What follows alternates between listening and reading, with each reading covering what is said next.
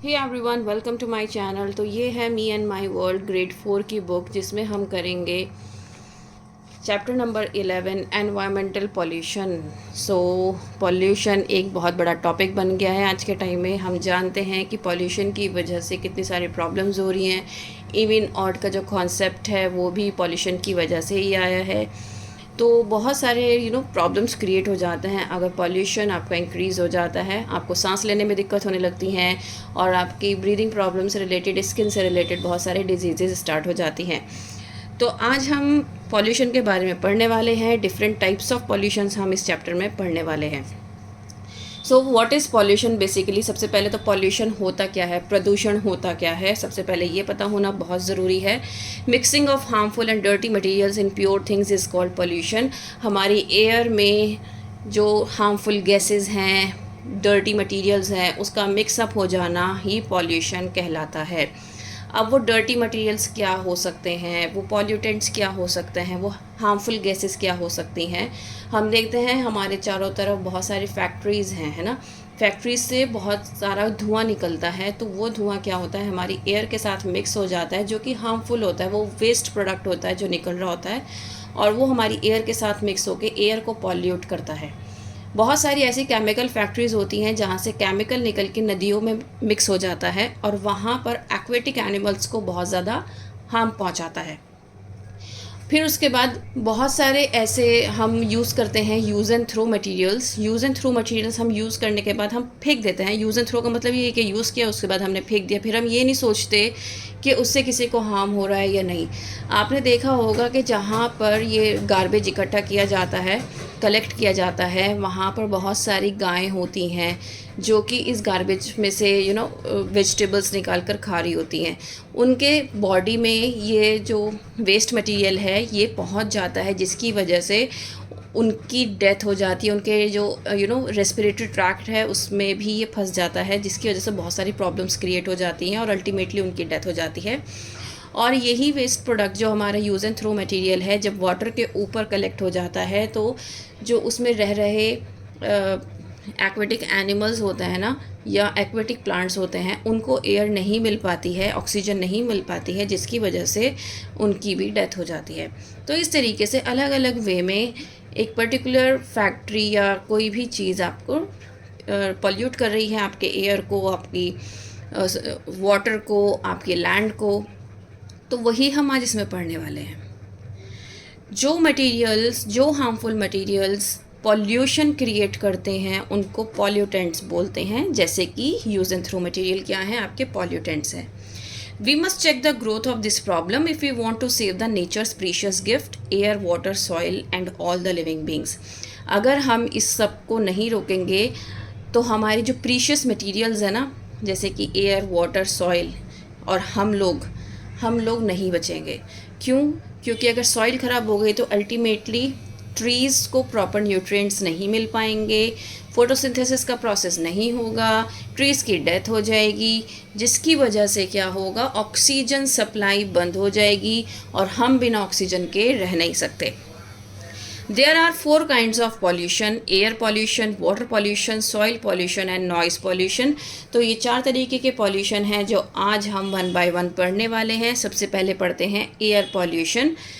Mixing of dust particles, harmful gases and smoke into pure air is called air pollution।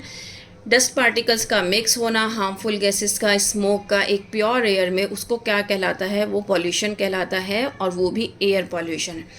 Air pollution health problem के लिए बहुत बड़ा एक major health problem है air pollution. क्यों? क्योंकि इसमें ये लिविंग ऑर्गेनिजम्स को सबसे ज़्यादा हार्म पहुंचाता है। जैसे कि मैंने आपको कहा कि सांस लेने में दिक्कत होने लगती है, ब्रोंकाइटिस, अस्थमा, ये सब प्रॉब्लम्स क्रिएट होनी स्टार्ट हो जाती हैं। क्योंकि जब हम सांस लेते हैं तो जो डस्ट वाली एयर है, जो पॉल्यूटेड एयर है, वो हमारे साथ अंदर जाती है, जिसकी वजह से इंटरनली हमें बहुत सारी बीमारियां होने स्टार्ट हो जाती हैं। अब किस वजह से, कॉजेज़ क्या हैं कि एयर पॉल्यूशन होता है?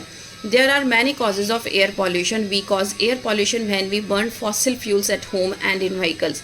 जब कोई भी फॉसिल फ्यूल बर्न किया जाता है तो भी क्या होता है, एयर पॉल्यूशन होता है। अब फॉसिल फ्यूल कौन से होते हैं? वो होते हैं जो हमें नेचुरली मिलते हैं, जैसे कि पेट्रोल, डीज़ल, कोल, ये क्या हैं आपके सारे फॉसिल फ्यूल हैं। और ये हम जानते हैं, हम आज के टाइम में कार से, बस से ट्रैवल करते हैं और उसमें पेट्रोल डीज़ल होता ही होता है। तो उससे भी क्या हो रहा है, आपका एयर पॉल्यूशन हो रहा है। ठीक है, अगर हम क्या कर रहे हैं, अगर हम गार्बेज को इकट्ठा करके जला रहे हैं तो भी वो जो गैस निकल रही है, जो जल रहा है ना, उसमें क्या हो रहा है, वो उससे रिलीज़ हो रही है बहुत सारी हार्मफुल गैसेस, जिसकी वजह से वो एयर में मिक्स हो रही हैं और अल्टीमेटली एयर पॉल्यूशन कर रही हैं। ठीक है, बहुत सारे ऐसे एयर पॉल्यूशन के रीजंस हैं, जैसे कि smoke from factories and industries, जो कि मैंने स्टार्टिंग में आपको समझाया था। Bursting of fire crackers, Diwali के टाइम पे इसीलिए कहा जाता है कि आप फायर क्रैकर्स ना बर्स्ट करें, बिकॉज इससे एयर पॉल्यूशन बहुत ज़्यादा हो जाता है, हार्मफुल गैसेस बहुत ज़्यादा मिक्स हो जाती हैं एयर में।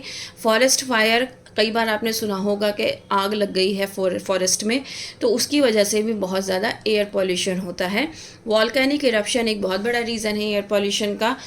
ठीक है, तो ये कुछ रीजंस थे एयर पॉल्यूशन के। अब हम पढ़ेंगे वाटर पॉल्यूशन। वाटर पॉल्यूशन किस तरीके से होता है, जब कोई भी हार्मफुल सब्सटेंस वाटर में मिक्स हो जाता है तो वो वाटर पॉल्यूशन क्रिएट करता है। Water pollution is a major threat to life. ये भी मेजर थ्रेट है लाइफ के लिए। किस तरह से, भाई जो उसमें रह रहे होते हैं एनिमल्स, एक्वेटिक एनिमल्स, उनके लिए बहुत ज़्यादा नुकसानदेह है। और हमें पता है कि ये नदियों का पानी कहीं ना कहीं से प्योरीफाई होकर हमारे पास आता है और हम इनको डिफरेंट पर्पसेस में यूज़ करते हैं, जैसे पानी पीने के लिए, नहाने के लिए, कपड़े धोने के लिए, बर्तन धोने के लिए, है ना, घर की सफाई के लिए, हम हर चीज़ में इसी वाटर का यूज़ करते हैं। तो कौन कौन से कॉजेज़ हो सकते हैं वाटर पॉल्यूशन के। एनिमल्स बात करते हैं, और हम, आपने देखा होगा धोबी घाट जो होता है, धोबी घाट उसी एरिया में होता है जहाँ पर, धोबी घाट का मतलब वही है, वो एरिया जहाँ जो नदी के आसपास होता है, वो लोग नदी में ही कपड़े धोते हैं या पॉन्ड वाटर में ही कपड़े धोते हैं। तो आपने ये चीज़ नोटिस की होगी। तो वो क्या कर रहे हैं, अल्टीमेटली उस रिवर को, इस पॉन्ड को क्या कर रहे हैं, पॉल्यूट कर रहे हैं। डंपिंग ऑफ सीवेज, जो गंदा मटेरियल है, जैसे कि मैंने आपको बताया था कि जो इंडस्ट्रीज से केमिकल वेस्ट होता है वो रिलीज़ किया जाता है, तो वो क्या होता है, वो भी रिवर्स में पहुंचता है, जिसकी वजह से क्या हो जाता है, वाटर जो है वो पॉल्यूट हो जाता है।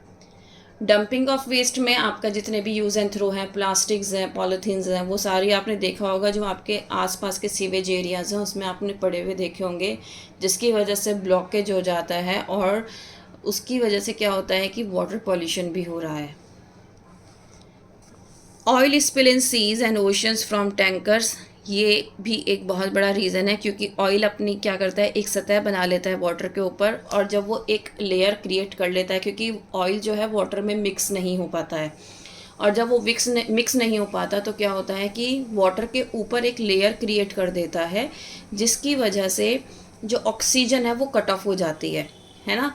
ऑक्सीजन कट ऑफ होते ही जो पानी के अंदर रह रहे एनिमल्स होते हैं उनको सांस लेने में दिक्कत होने स्टार्ट हो जाती है और अल्टीमेटली उनकी डेथ हो जाती है।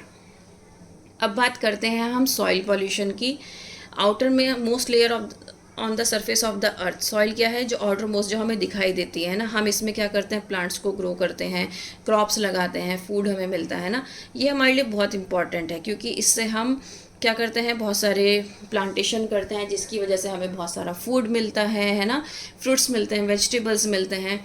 तो अब आप ये देखिए कि जब लैंड में रेगुलर आप प्लास्टिक्स डालोगे, उसको पॉल्यूट करोगे, तो क्या होगा, सॉइल जो है अपनी फर्टिलिटी ख़त्म कर देगी, खो देगी, जिसकी वजह से जो क्रॉप होगी वो उग नहीं पाएगी, क्रॉप प्रोडक्शन पॉसिबल ही नहीं है।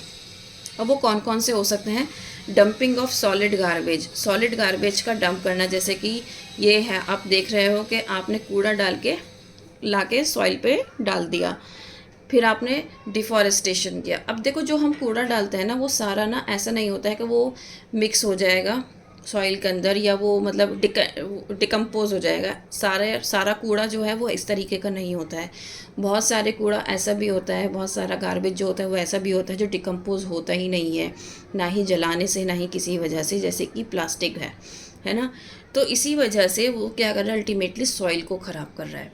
डिफॉरेस्टेशन का मतलब होता है कटिंग ऑफ ट्रीज़। ट्रीज़ को कट करना डिफॉरेस्टेशन कहलाता है। जब आप रेगुलर बेसिस पर डिफॉरेस्टेशन करोगे, कटिंग ऑफ ट्रीज़ करोगे, तो क्या होगा, वहाँ उस जगह की जो सॉइल है वो अपनी फर्टिलिटी खो देगी, मतलब वो उपजाऊ नहीं रहेगी। आप अगर वहाँ पर कोई भी प्लांटेशन करोगे तो वो उपजाऊ नहीं होगा, कोई भी क्रॉप लगाओगे उपजाऊ नहीं होगा। बहुत ज़्यादा आपने देखा होगा जब आजकल फार्मर्स क्या करते हैं कि किसी भी क्रॉप की ग्रोथ के लिए वो एक्सेसिव केमिकल्स का यूज़ करते हैं। अगर आप बहुत ज़्यादा केमिकल फर्टिलाइज़र्स यूज़ कर रहे हो तो अल्टीमेटली वो आपकी जो सॉइल है उसको हार्म करेगा, उसकी फर्टिलिटी को ख़त्म कर देगा।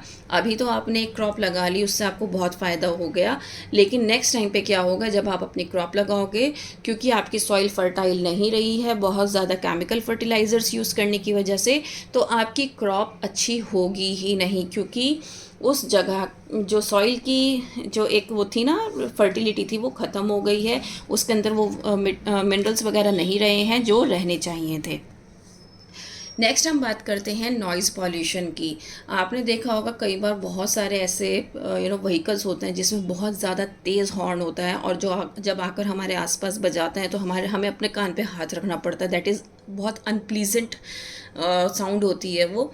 तो उसी को हम क्या कहते हैं, नॉइज़ कहते हैं। या कई बार आपने देखा होगा कि घर में पार्टी हो रही है, आपके घर में नहीं, किसी और के घर में पार्टी हो रही है और आप वहाँ पर इनवाइटेड नहीं हो, लेकिन उन्होंने डीजे वगैरह इतना तेज़ वॉल्यूम में कर रखा है कि आप ना ही सो पा रहे हो, ना ही पढ़ पा रहे हो, और ना ही कोई और एक्टिविटी कर पा रहे हो अपने घर के अंदर, just because of the high volume of that particular DJ.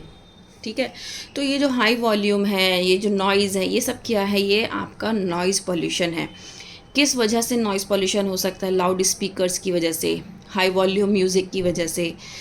मैंने अभी बताया व्हीकल्स की लाउड नॉइज़ जो होती है, हॉर्न होते हैं उसमें बहुत लाउड नॉइज़ होती है, उसकी वजह से, एरोप्लेन की लाउड नॉइज़ की वजह से। और जब क्रैकर्स बर्स्ट होते हैं और बहुत सारे क्रैकर्स आप एक साथ बर्स्ट करते हो ना, तब तो बहुत ज़्यादा आवाज़ होती है कि आपको अल्टीमेटली कान पे हाथ रखने पड़ते हैं।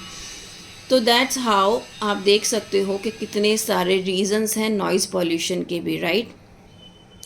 तो ये आपका जो चैप्टर है ये कंप्लीट हो गया है।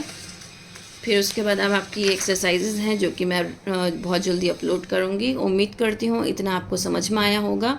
If yes, please like, share and subscribe. That's all. Thank you.